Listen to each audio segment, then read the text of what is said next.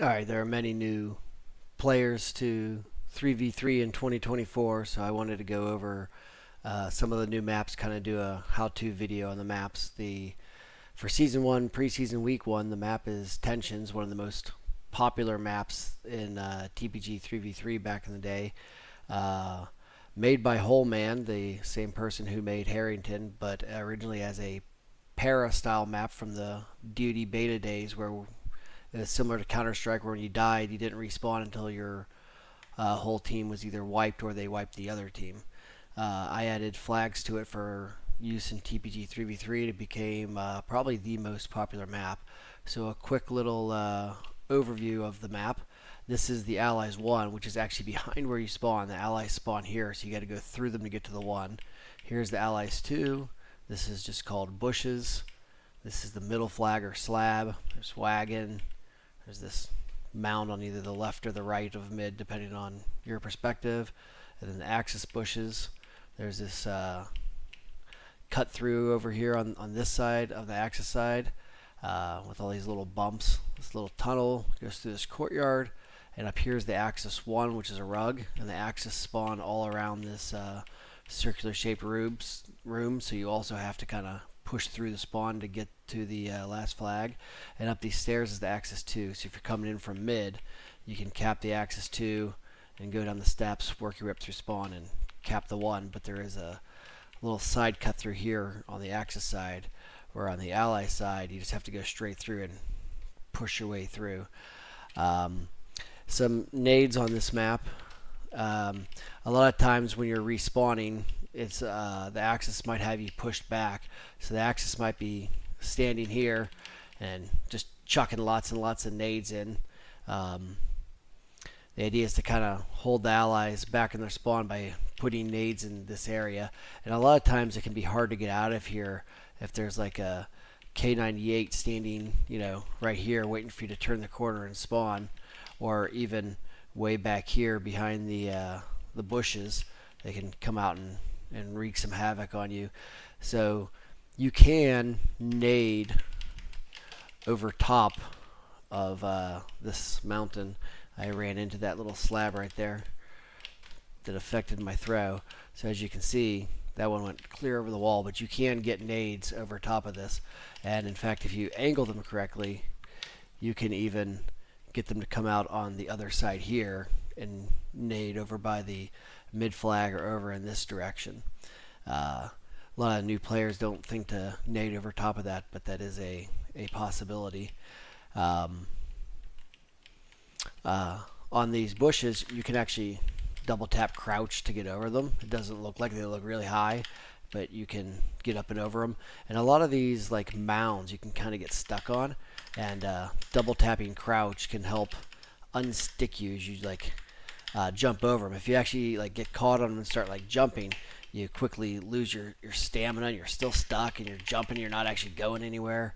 So most of the stuff on this map you can actually crouch hop onto. All these big slabs don't really look like something you might be able to crouch up onto, but you can. This pillar can be used by the allies. You just respawn and the Axis turn the corner. You can use it kind of do-si-do around that. Some other stuff on this map, speaking of crouch hopping, when you get in the mid, another common thing is people on the ally side, it's not too bad. You can get stuck on these, make it hard to jump. On the Axis side, it's really tough. You start jumping, it starts sliding you off. You start getting caught, sliding back down. So on the ally side, you can generally, as long as you kind of hang left on this part, you'll probably be all right. A little easier on the allies. Oops, didn't mean to cap out there. We'll head right back there.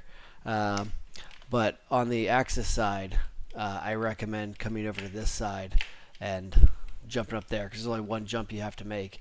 If you can kind of get stuck between this mount and that mount, it still can kind of throw you through a loop. But that's the best way to get up there.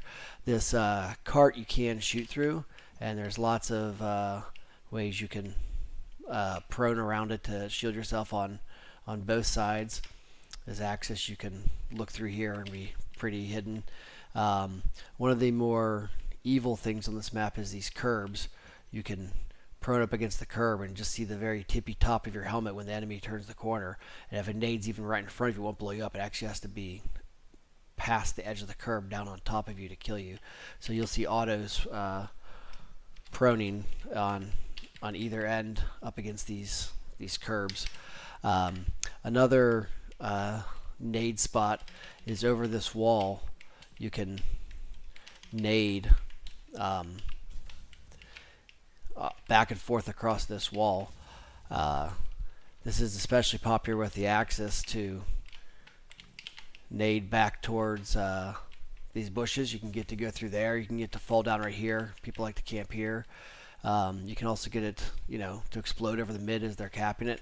Like any wall on top of a skybox, you have to get a pretty steep angle at it, because if you get it too high, it'll just fall back down on your side.